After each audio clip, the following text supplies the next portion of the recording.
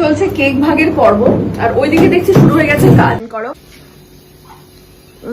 নিয়ে নিয়েছি এবং সাথে কয়েকটা পমফ্রেটও আছে কারণ এই মাছ কিন্তু আমি অর্ডার চলছে কেক ভাগের পর্ব আর ওইদিকে দেখছি শুরু হয়ে গেছে কাজ দেখেন একটু কি হচ্ছে বাট থেকে স্টুডিও ফ্র্যাঞ্চাইজিতে সেটা হচ্ছে এরকম একটা ল্যাপটপ থাকছে কারণ পুরো কনসোলটা এখান থেকে মনিটর করা যাবে কারণ কে কি প্রোডাক্ট অর্ডার করছে সেটা কিন্তু পুরোটা এখান থেকে মনিটরিং হচ্ছে তাই তো এবং এর মধ্যে আছে এটা আছে ডিপ ফ্রিজ এবং দেখতে পাচ্ছ কি কি প্রোডাক্ট আমাদের মধ্যে আছে একবার খুলেই দেখাই আমাদের পনির টক দই সুইট ক্যাপসিকাম সবজি আচার এদিকে আছে তেল ঘি মধু ব্রেড এদিকে বিভিন্ন ভ্যারাইটি অফ এগস এর ইয়ে আছে এদিকে তো সবজি দেখতেই পাচ্ছ পুরো এরকম ট্রে মানে দাদা দেখা যাচ্ছে আর কি সমস্তটাই কিন্তু আমাদের মেডোকার্ট থেকে প্রোভাইড করা এছাড়াও তো দেখালাম সিসিটিভি ক্যামেরা এখানে কি দুটো সিসিটিভি দেওয়া হয়েছে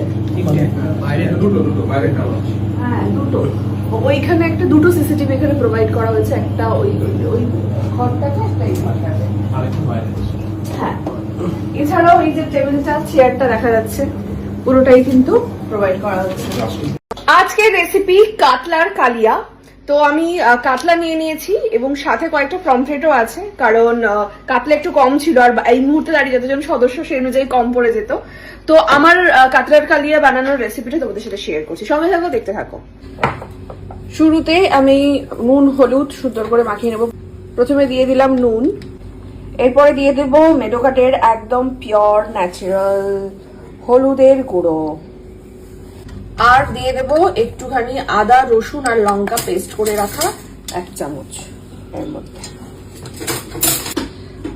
আর দেব মেডোকাটের সর্ষের তেল একে সুন্দর করে আমি ম্যারিনেট করে দেব এই মাছ কিন্তু আমি অর্ডার করেছিলাম মেডোকাট থেকে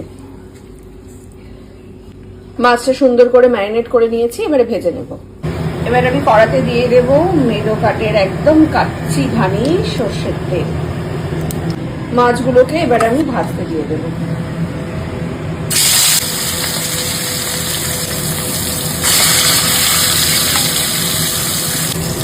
কাতলা মাছগুলোকে সব আমি ভাজতে দিয়ে দিয়েছি আগে জেনারেলি আমি কাতলার কালিয়া আলু দিই না বাট আমার বর তো আলু ছাড়া খেতেই পারে না সেজন্য একটু আলু দিচ্ছি বাট আলুটাকে আমি একটু ভেজে নেবো ঠিক আছে মাছ তো ভেজে তুলে নিয়েছি আমি এই যে এবারে আলুটাকে ভেজে নেবো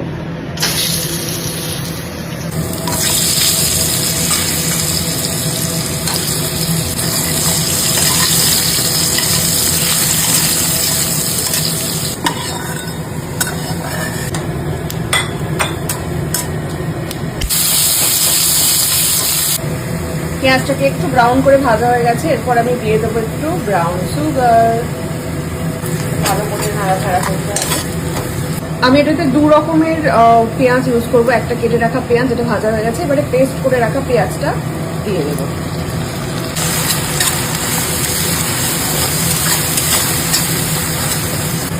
একটু ভাজা ভাজা হয়ে গেলে এর মধ্যে আদা রসুন আর লঙ্কার পেস্টটা আমি দিয়ে দেবো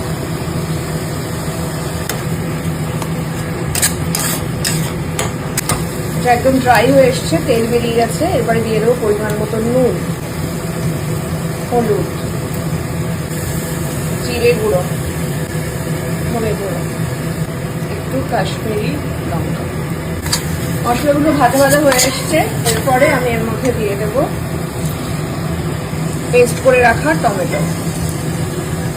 টমেটোটা দেওয়ার পর অনেকক্ষণ কষিয়ে নিয়েছি দেখো তেল ছেড়ে দিয়েছে এবারে আমি ইউজ করব এতে মেডোকাটের টক দই মেডোকাটের একদম পিওর ন্যাচারাল টক দই এই টমেটোটাতেই নিয়ে নিলাম এটাকে ভালো করে একটু আমাকে খুঁটে নিতে হবে টক দইটাকে আমি বের করে খুব ভালো করে এটাকে ফেটিয়ে নিয়েছি এবারে আমি দিয়ে দেব এবারে এর মধ্যে আমি দিয়ে দিলাম আর কাতলা মাছের কালিয়া ভালো করে কষতে হবে যাতে তেল বেরিয়ে যায় এটাও দেখো কষা হয়ে গেছে তেল ছেড়ে দিয়েছে এবারে ভেজে রাখা আলুটা দিয়ে দেবো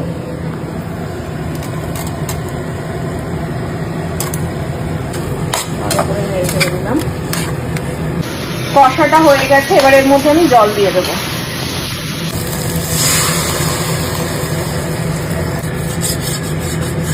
একটু ঢাকনা দিয়ে দিলাম ভালো করে সেদ্ধ হওয়ার জন্য আলুটা। ঝোলটা দেখো টকবক করে ফুটছে, এবার এটাকে খুলে ফেলবো। এর মধ্যে মাছগুলোকে দিয়ে দেবো।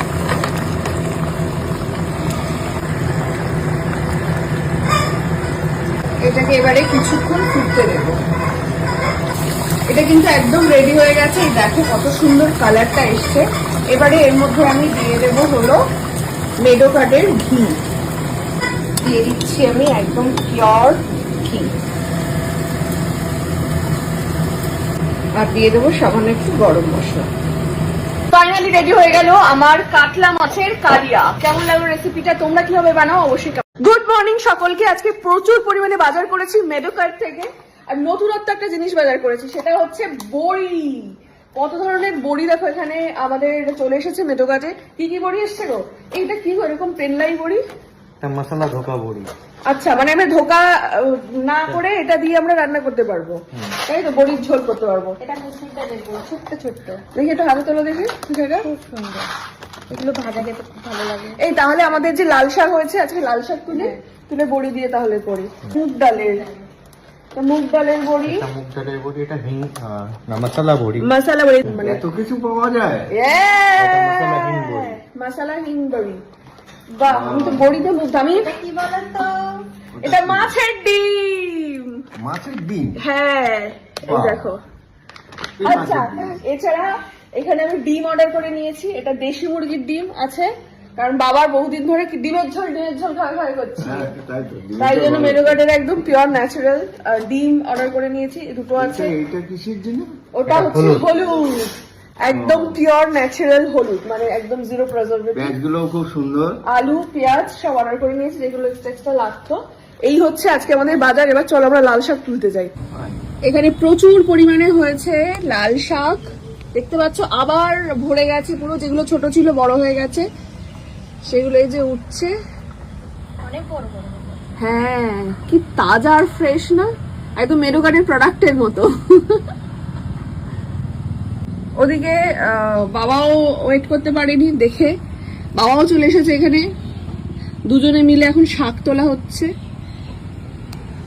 আমাদের এই শাক তোলার ব্যাপারটা কিন্তু হেভি, তাই না? এরকম 8 তলা একটা ব্যালকনিতে এত সুন্দর শাক, এবং দেখো একটাতেও পোকা নেই, সব থেকে বড় কথা, তাই না? একদম ফ্রেশ পুরো।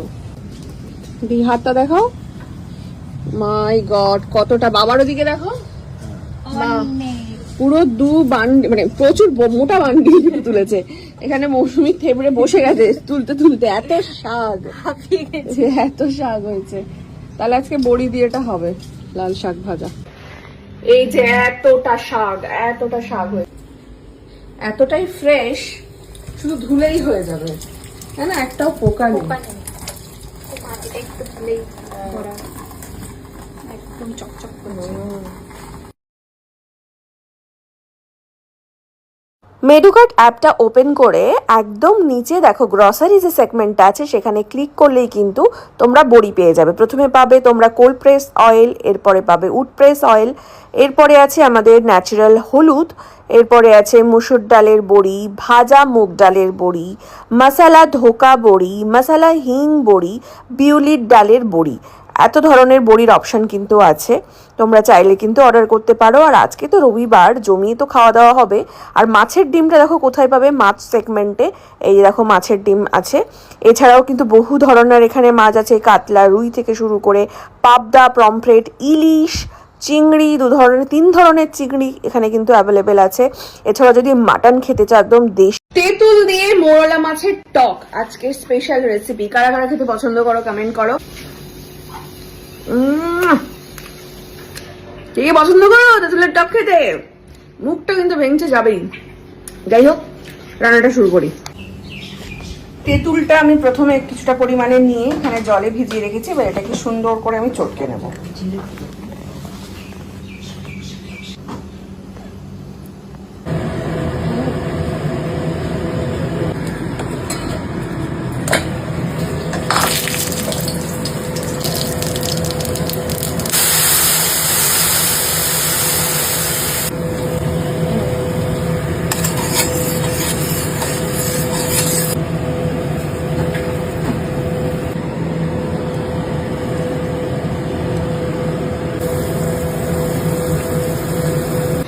সো কত অল্প সময়ের মধ্যে রেডি হয়ে গেছে দেখো আমার পাকা তেঁতুল দিয়ে মৌরলা মাছের টক। তোমরাও কিন্তু বাড়িতে ট্রাই করতে পারো যারা করনি, খুব সহজ রান্না।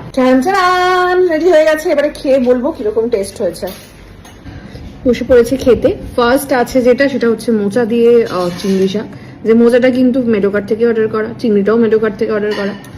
এবারে এটা খাবার পরে তারপরে খাবো টকটা। এইবারে হচ্ছে সেই মুহূর্ত, তেঁতুলের টকটা পড়ে যাবে আমার পাতে। দেখি সেই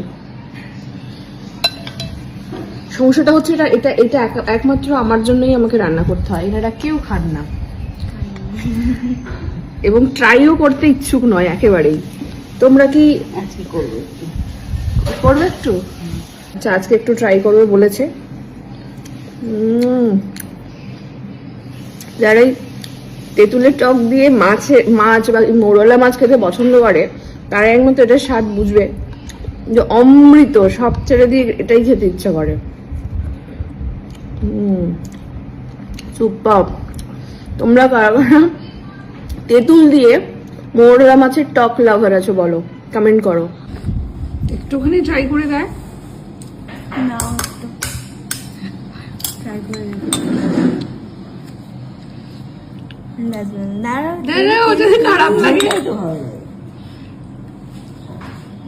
মাছ দিয়ে প্রথমবার ট্রাই করতে চলেছে তৃষা তেঁতুলের টক।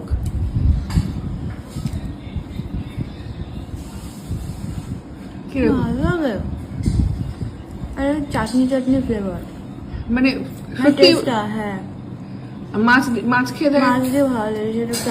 মাছে দিলি তাহলে দেখেছিস তো ভালো লাগে। সত্যি ভালো খেতে, যেটা চাটনি চাটনি ফ্লেভার।